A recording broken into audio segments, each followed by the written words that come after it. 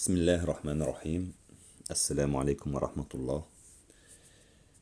Mes chers frères et mes chères sœurs, je vous remercie de suivre mes vidéos et d'être à la troisième réflexion et pensée religieuse.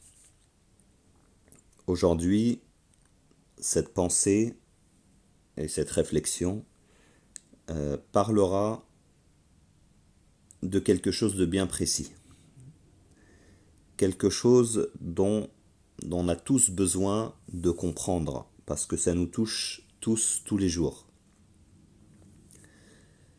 Elle a pour titre « Le jour où il dit soit, et cela est ». Ce sont deux versets dans le Coran, au chapitre Les Bestiaux, le 6e chapitre du Coran.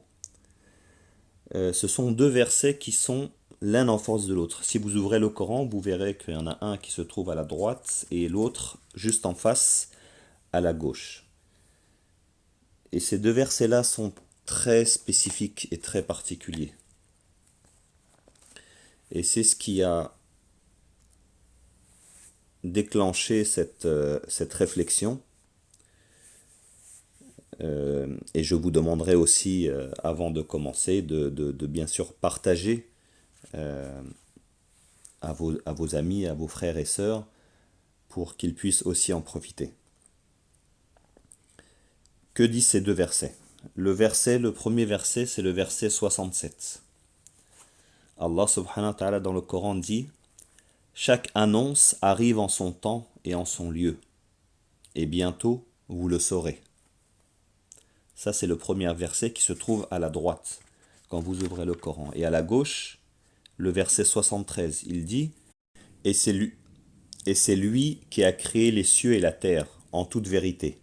Et le jour où il dit soit, cela est. Sa parole est la vérité. À lui seul la royauté. Le jour où l'on soufflera dans la trompe, c'est lui le connaisseur de ce qui est voilé et de ce qui manifeste. Et c'est lui le sage et le parfaitement connaisseur. Donc ces deux versets, vraiment, quand tu les lis, doivent vraiment te parler, doivent vraiment créer en toi cette conviction que Allah subhanahu wa ta'ala est vraiment le connaisseur de toutes choses, et c'est lui qui crée toutes choses, et c'est dans ses mains que est toute la puissance.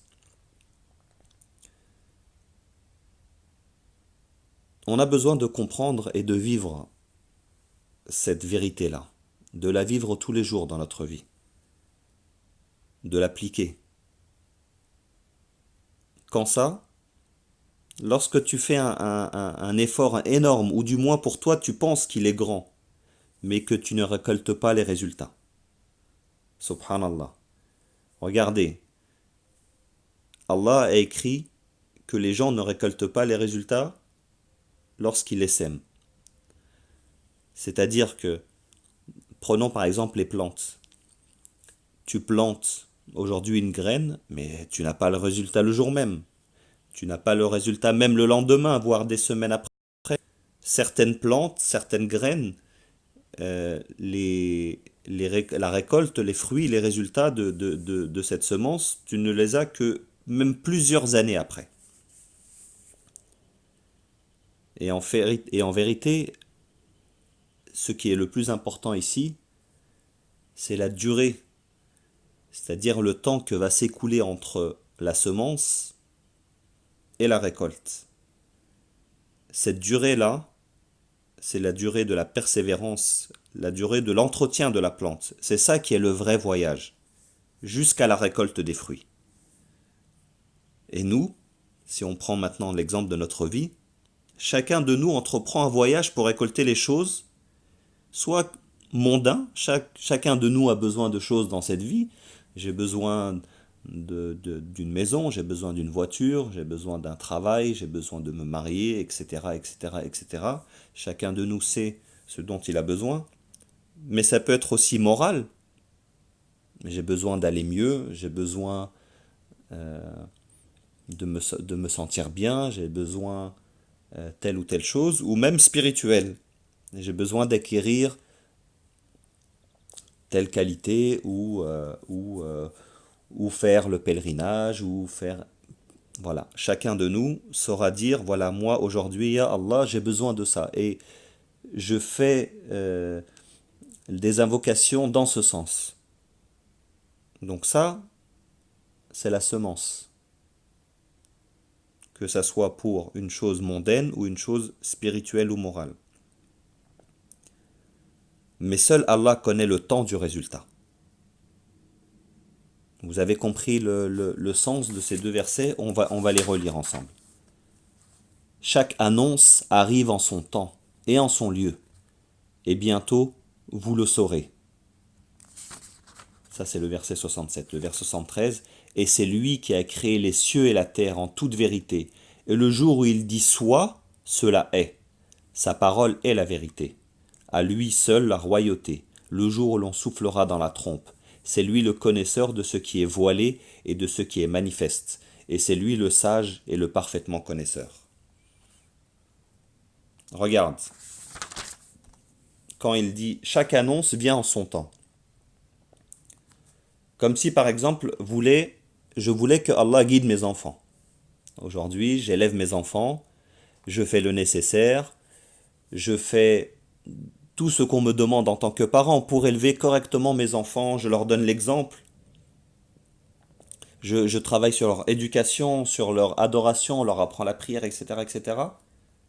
Mais il y a un temps précis pour qu'apparaisse le résultat, pour que je vois que mes enfants sont le résultat de vraiment ce que je voulais et ce que je demandais à Allah subhanahu wa ta'ala. Et pour que mes enfants, quand je les regarde, ils suscitent en moi une paix intérieure. Et c'est ça que l'on veut tous en tant que parents, c'est d'être rassurés par rapport à ses enfants. Mais ça, seul Allah sait quand il guidera un tel ou il fera que tes enfants seront une bonne semence. Et par exemple, pour ceux qui étudient ou ceux qui travaillent même. Voilà, moi j'étudie pour avoir un bon travail et je travaille pour pour pouvoir subvenir à mes besoins, aux besoins de ma famille. J'ai besoin d'épargner pour avoir une maison, pour avoir une voiture, pour avoir des loisirs, pour pouvoir faire le pèlerinage, pour pouvoir, voilà, chacun a des besoins dans la vie, a besoin de se stabiliser. Eh bien, je fais ce que j'ai à faire dans la vie, en prenant les causes, en travaillant, en recherchant un travail. Ensuite, quand j'ai mon travail, en travaillant correctement, en respectant mon travail que je fais correctement, arriver à l'heure, euh, être consciencieux dans son travail, rigoureux, etc., etc., etc. Pour ceux qui ont des commerces, essayer, voilà, de trouver, d'être juste dans le commerce, de ne pas tricher avec les gens, de faire vraiment le travail comme il se doit. Mais tout ce que je demande à Allah par la suite, seul Allah sait quand il me donnera ce que je lui demande. Et pareil pour les gens qui sont malades, par exemple. Voilà, je suis malade, je demande à Allah la guérison, et je fais le nécessaire, le médecin, je prends les médicaments, je fais des invocations, etc., etc. Mais le jour où Allah dit soit, cela est. Et ça ne dépend pas de moi. Ça ne dépend pas de mes efforts. Ça ne dépend pas de ma volonté. Ça, c'est la volonté de Allah subhanahu wa ta'ala.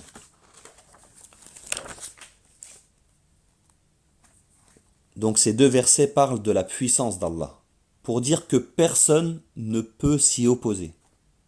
Et donc que chacun de nous fait ce qu'il doit faire, mais il y a une distance à parcourir entre la demande, entre la semence, et la récolte des fruits et des résultats.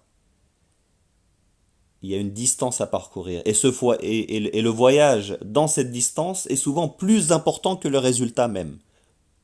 Et ça, c'est un point très important. Et c'est là où je veux en venir. C'est-à-dire que durant ce voyage, durant toute cette distance que tu vas apprendre des nouvelles choses. Tu vas acquérir des nouvelles qualités ou abandonner des défauts que tu avais. Des choses en toi vont s'endurcir et des choses vont se dissoudre. Je n'avais pas de patience, je vais devenir plus patient. Je n'avais pas de motivation, je vais avoir cette motivation pour obtenir les résultats à la fin. Mais ce qui est le plus important, c'est ce voyage même. C'est durant toute cette durée que tu vas demander à Allah et que tu vas faire les causes, que en fait tu verras les changements en toi. Tu vas voir aussi autour de toi ceux qui sont proches et ceux qui sont loin. Et tu vas te découvrir toi-même. Tu vas te raffermir. Tu vas prendre des initiatives. Peut-être qu'avant tu n'y arrivais pas et que tu ne savais pas prendre des initiatives. Mais maintenant, avec la volonté de vouloir acquérir telle chose, tu prendras des initiatives dans la vie. Tu changeras telle chose. Tu modifieras telle chose. Tu vas délaisser des choses auxquelles tu étais attaché et qui t'empêchaient d'avancer dans la vie. Et tout ça se fait durant le voyage vers le résultat de toute chose. Mais lorsqu'Allah décide et déclare que ça y est, maintenant vient le moment où il te donne cette chose, il dit soit, et cela est immédiatement. C'est-à-dire s'il décide d'une chose qu'il doit te donner, tu l'obtiens. S'il dit guéris, la personne guérit. S'il dit sois guidé, et un tel est guidé. Il dit rapproche-toi et l'âme se rapproche. Il dit par exemple au travail, donne-lui les résultats et tu profiteras de ton labeur et de ton argent que tu voulais. Et c'est lui qui a créé les cieux et la terre en toute vérité. Et le jour où il dit sois, cela est. Sa parole est la vérité.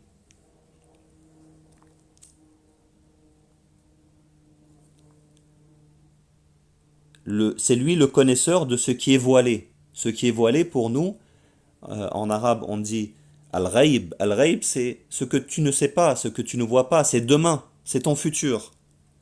Et lui seul connaît pour toi le futur. Lui seul sait pourquoi il te donne cette chose tôt ou tard. Toi tu ne le sais pas. Toi tu ne le sais pas pourquoi toi tu demandes telle chose et ça n'arrive pas. Mais lui, Allah subhanahu wa ta'ala, sait pourquoi il ne te la donne pas maintenant. Peut-être que tu as besoin encore d'avoir plus de qualité, plus de patience, ou d'abandonner telle chose auquel tu es attaché fortement. Non, Allah te demande de lâcher cette chose qui ne te fait pas avancer. Et le jour où tu seras prêt, Allah te donnera sans équivoque. Toi, tu ne le sais pas.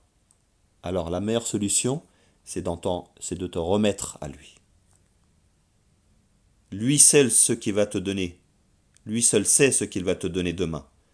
Alors il t'y prépare. Peut-être que cette chose-là, tu ne pouvais pas l'acquérir maintenant, parce que tu n'étais pas prêt, mais lorsque tu seras prêt, Allah te la donnera. Et cette chose-là, ces choses-là, que tu n'avais pas ou que tu avais et que tu devais délaisser, se passent durant tout ce voyage, toute cette durée, tout ce temps. Et c'est pour ça que des fois, que le voyage peut être long. Mais durant ce voyage-là, ta personnalité se construit. Elle change et elle se raffermit. Et tu as une plus grande connaissance de toi-même. Ton intérieur, tu le connais mieux, tu te connais mieux maintenant. Tu sais que tu as telle capacité, tu as telle qualité, que tu dois te raffermir dans telle chose. Et tu as confiance en toi. Et tu vois aussi tes défauts que tu dois délaisser ou que tu dois corriger.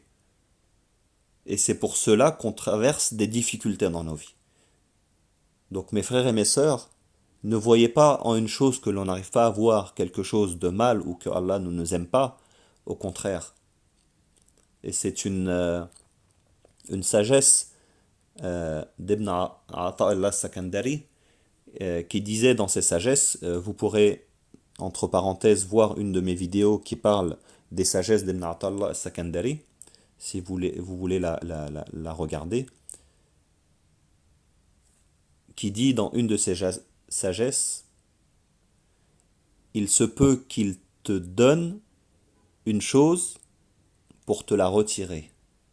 Et il se peut qu'il ne te donne pas une chose pour te donner. Et ça, c'est une chose vraiment que l'on doit méditer. C'est une chose vraiment que l'on doit avoir devant soi. Allah ne donne pas ou ne retire pas parce qu'il aime ou il n'aime pas. Non. Allah, il est sage dans ce qu'il donne ou dans ce qu'il retient avant de te donner. Donc je reviens au texte, et cela en traversant les difficultés dans la vie, que l'on acquiert toute cette philosophie et toute cette réflexion. Donc le verset nous apprend, les versets nous apprennent que chaque chose que tu souhaites et que tu entreprends, c'est-à-dire tu dois d'abord faire les causes pour l'avoir, tu dois faire les causes pour l'avoir, et les invocations. L'un ne marche pas sans l'autre. Et chaque chose viendra en son temps. Et sache aussi, ça c'est un point très important, il faut être honnête avec nous-mêmes et avec les gens. Sache que tu n'obtiendras pas tout ce que tu veux dans ce bas monde. Bien sûr, Allah subhanahu wa ta'ala est miséricordieux, il est large dans ce qu'il donne. Tu auras la plupart des choses que tu veux. Mais certaines choses, tu ne les auras pas. Mais par contre, tu les obtiendras dans l'au-delà. Et ça, c'est une certitude que Allah a dit. Chose que l'on demande, soit on l'a dans ce bas monde, soit on l'aura dans l'au-delà. Et c'est pour ça qu'il clôture le verset par « Et c'est lui le sage et le parfaitement connaisseur ». Il sait ce que te demande là, ce que toi tu demandes. Est-ce que c'est un bien pour toi ou pas? Des fois, nous, on demande des choses, on a l'impression que c'est un bien pour nous. Mais Allah ne le donne pas pour te protéger. Allah ne te le donne pas parce qu'il est sage et il est parfaitement connaisseur de toi-même. Donc, qu'est-ce qu'il faut faire pour terminer? Il faut s'abandonner à lui. Abandonne-toi à lui. Il te connaît mieux que toi-même. Remets-en toi à lui, subhanahu wa ta'ala. Et qu'est-ce que cette réflexion va ou doit créer en nous? C'est pour ça que cette réflexion aujourd'hui est très importante. Elle doit créer une sérénité. Après avoir fait les causes, après avoir fait le nécessaire, ce que Allah nous a écrit nous le donnera en son temps. Et ça, on doit être patient et on doit être serein. Ça doit créer en nous une paix intérieure. Écoutez bien encore les versets et je vais finir par ça. Verset 67. Chaque annonce arrive en son temps et en son lieu, et bientôt vous le saurez. Verset 73. Et c'est lui qui a créé les cieux et la terre en toute vérité. Et le jour où il dit soit, cela est. Sa parole est la vérité. À lui seul la royauté, le jour où l'on soufflera dans la trompe, c'est lui le connaisseur de ce qui est voilé et de ce qui est manifeste, et c'est lui le sage et le parfaitement connaisseur. Wa jazakumullahu khair d'être resté jusqu'au bout. N'hésitez pas à partager. Wassalamu alaikum wa rahmatullahi wa barakatuh.